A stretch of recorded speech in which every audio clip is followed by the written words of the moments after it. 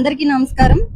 ఈరోజు వైఎస్ఆర్సీపీ రాష్ట్రంలో ఉన్నటువంటి మహిళా నేతలందరూ కూడా ఈరోజు ఆంధ్రప్రదేశ్ మహిళా కమిషన్ దగ్గరికి రావడం జరిగింది.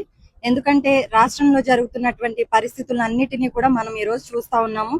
ఎలాంటి పాలన జరుగుతుంది, రాజ్యాంగాన్ని తుంగలో తొక్కేసి ఎలా పడితే అలా మాట్లాడుతూ ఇష్టం వచ్చిన విధంగా ఎవరి రీతిలో వాళ్ళు ప్రవర్తిస్తున్న విచ్చలవిడితనాన్నంతటిని కూడా మనం ఈ రోజు రాష్ట్రంలో చూస్తా ఉన్నాము.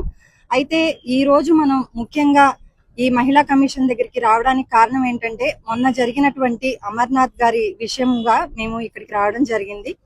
అయితే అమర్నాథ్ గారు ఇప్పుడున్నటువంటి ప్రెసెంట్ మినిస్టర్ అయినటువంటి అనిత గారి మీద ఏదో వ్యాఖ్యలు చేశారని చెప్పి అందరూ కూడా మీడియా ముందుకు వచ్చి మాట్లాడుతూ ఉన్నారు.